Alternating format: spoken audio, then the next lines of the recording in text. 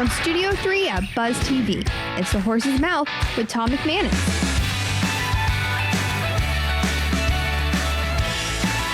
All right, welcome back into The Horse's Mouth. Sitting here with Coach Campo at Tommy Max at my bar. This is my favorite segment of the week, although I enjoy every single guest that has a chance to sit here at the bar, and Coach Campo is doing it now, so let's get into our hometown team. Coach, how are you, my man? I'm good, Tom. Good to how see you doing? All right, 0-1. I know from a macro level, everyone's like, yeah, we were close, you know, we went toe-to-toe with the playoff team, yada, yada, yada. I didn't really feel that way, but how did you feel, Coach, after that loss to Miami? Well, of course, I was frustrated quite a bit because I felt like our football team was good enough to win that game. We just didn't do it. Now, a lot of people possibly should have won that game. Yeah, well, a lot of people say, well, we should have, or they could have, or all that stuff. But you know what? When you really look at the film, it's just like Doug said in his press conference. There's more things other than that fumble where you lose a ball game. Absolutely. There's 4 or 5 things that happen during the game. If you make the play, you win. If you don't make the play, you lose. Right. So, well, think about that. First of all, the run before the fumble was phenomenal. Yes. And it was blocked incredible. It was a great play. And then the guy made a play. Holland made a play, punched it up. Yep. Well, the next snap, Tua's sitting back there all day long. Nobody's in his face. Right. And they connect on the 80-yard bomb, and it's over. Cisco misses the read. He's a little late to the read. He didn't miss it. Yep. You know, maybe he could have cut him off. Maybe not. Right. But anyway, so then that flips. But we answer. We go back down and get a field goal. Yep. Right? So now, what is it, 17-14? Yes. Right? Yes. We're in control. Yeah. The problem I have with this team, and it's only one game, so you can't get too excited. Although I sound excited. You do. That's okay. I get passionate. That's okay. It's like when they needed something, they don't get it done. Yeah. When Miami's last 2 possessions in the fourth quarter, long possessions, you're not getting off the field. Right. You're not stopping the run. Right. I don't care what you did 3 quarters before. When you need a play, it wasn't happening. When I need my offensive linemen to shore up their blocking and just make sure that I can run a play, when I need my quarterback to see the entire field at the critical times. By the way, 4 minutes to go, we have the ball, and we can't close it out. Well, that's the concern. The biggest very concern, that part of it. The biggest concern is the fact that, you know, that's kind of been the modus operandi of this football team if you look back at last year. Now, it's a different team. Yeah. But as good as our guys played, and I'm really excited about the defense especially because I think this is a special coach, and I think they're doing the right things. Yep.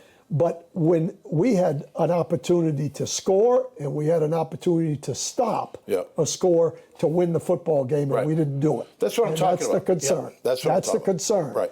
You know, when you have an opportunity, those last 2 drives, one on offense, one on defense, we didn't get it done. No, I know. That's what I'm talking about. Yep. Like you look, and then you look at third down. We're 2 for 10. They're 8 of 16. You're not going to win a close game with that. You're not. That means your offense can't convert. Gives it back to them, and they're converting, which means my defense can't stop them. Yeah. And they're getting worn out and whatnot. I just feel like, look, again, it's one game. I just hope this game doesn't come back to bite them because that's an AFC opponent, and we all know tiebreakers go from divisional on common opponents to the conference. And if Miami's sitting there, they're going to be like, well, we beat them. They get in and we're out. Well, so it is very important. That's the thing that if we're a good football team, which I hope and think we are, in other words, I think we can go into any ball game and have a chance to win it. Okay. If that's the case, then you put this game aside and get ready for the next one, and that's it. Period. Other than the seeding, that's the only thing you should worry about this deal.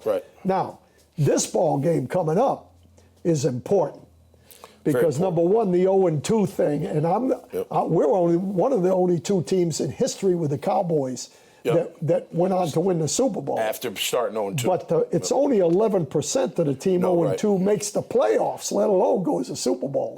So the game is important. Plus, we got Buffalo at Buffalo and Houston coming up at Houston. So this ball game I'm more concerned about.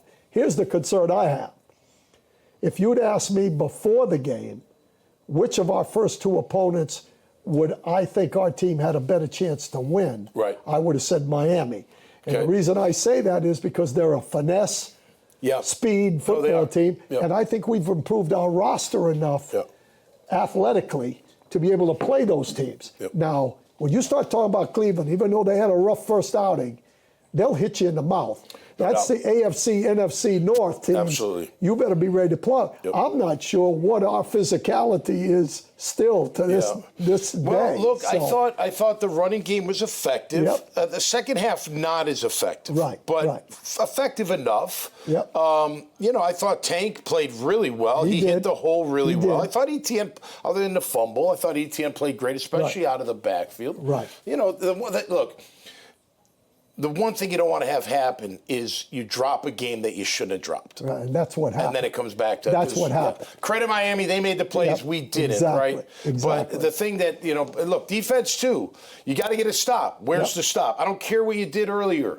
You got to get a stop. Trevor Lawrence, look, your first half was great, but with 4 minutes left on the clock, you got to do something. Well, one of the things that sticks out is in the first half, they had long enough drives. To keep the defense off the field. In the second half, 3 and out, doesn't, they kind of ran out of gas a little bit up front in the second. They had two really good drives in the first half that were scores. And then the drive they had on the fumble was a good drive. A good one. Great drive. Maybe the best drive I've seen them have. Drive, But you're still up then. I don't know. Look, easier said than done. We all been there. You think we shoulda, it just didn't happen. You got to get over it. You got to rebound and have a good outing in front of the home crowd. Look, you could nitpick. We do it on 1010XL. We do it on our shows. And you can find us there, at 1010XL.com and whatnot. I'm just, look, if this team's really going to be a contender, you got to come up big, but you got to learn how to close. Coffee is for closers, coach, right? I mean, you got to learn how to close, step on their neck, and keep moving forward, man. Because, again, you only get 17 of these things. Absolutely. And you may be like, well, we got time to make it up, and you do. But not if you start 0-2. That's going to be a challenge. So I don't know. I don't know who I'm picking yet. I think I'm going to wait. I would like to think the Jags are going to show what they're really made of, but I don't know. I think they have to. To be perfectly honest with you, I think this is a big ball game for a lot of reasons. So let's look at the quarterback real quick. How do you go from a phenomenal first half, phenomenal, that ball to Brian Thomas Jr., when he threw it, it was unbelievable. I mean, to have the anticipation to go, I mean, he threw it over here when Brian Thomas is here. And you're like, whoa, like that was incredible. First half was great. And then it's not great. And it's weird. Like I put some plays out there on social media. You did. He drops back. There is pressure, but if you saw it, like Gabe is wide. All you got to do is flick it out to him. He might get a first. It's just like little things of awareness that you still wonder if he's seeing it all. That's a concern because in both of those situations at that last drive, on second down and third down, the second down was against the zone. The third down was against two-man. Okay, well, the zone situation, it looked like you can't wait for something to open up. You have to get half of it back. They didn't get anything in the first down. So you have to get half of it and set yourself up for third down. He had two guys open, and he waited. And then when he stepped up, they had a delayed twist on, and the guy was right in the hole. The last one, this is more concerning to me because if you watch the film, the guy beat Harrison up the field around the corner. But they had everybody stalemated inside. And when he saw two-man, he should have automatically busted outside. He had plenty of room to take off, to give him a chance to run for 10 yards. And still, you still got to make a decision.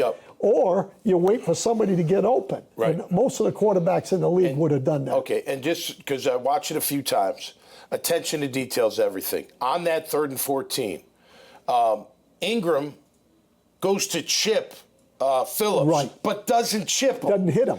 So I'm thinking Anton's thinking, all right, I got to chip. And then he doesn't chip him. Well, he beats him.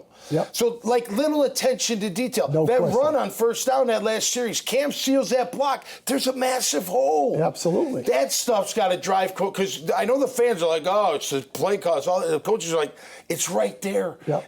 And even on the pass plays, they're right there. Give him the ball. Yep. You know, or the run play, just make that block. Yeah. If I tell you to chip, damn it, chip them. I think what I would have done is Fred Taylor on the post-game show said they call it chocolate chip or chocolate chunk. He says, I think I would have chocolate chunked that one. Yeah, that was bad. All right, well, listen, we got 16 games to go. Yep. They're at home opener. It's going to be a great one. I'm going to be down there. Yep. We're going to have a good time. Absolutely. And hopefully you come away with a victory. I think they will. I think we'll get to 1-1. Listen, I hope they do, because, you know. I think this is a good football team. Yep. They just have to be a little more focused on what they need to do. Attention to detail, Coach. Absolutely. You know, I know it's cliche, but it's so true. Absolutely. You let the little things. I remember Coach Coughlin saying this to me. I'll never forget. If you allow little things to happen, they add up to big things. They become big things. That's right. Absolutely. All right, man. Good to talk Appreciate with you. Always a great time with absolutely. Coach Campo here at the bar at Tommy Max each and every week as we talk about our beloved Jaguars. So until next time, stay safe and be cool out there. And LFG Jags ! !3. We'll see you next time right here on The Horse's Mouth. Cheers. Cheers. Even though we do have two different liquors, it's still one name. It's Yolo Rum, and at the end of the day, it's how you feel. And Yolo Rum, you only live once, and that's more prevalent. That's becoming more prevalent as far as the attitude and the mindset with how people live their lives. And it's not about how it used to be as far as people doing dumb stuff out here. It's more of their understanding the value of their life. And if we can bring that presence of the meaning behind life and what it means to fulfill whatever you need to fulfill in your life that makes you feel enjoyable about what you're doing, that's what YOLO will bring out as well.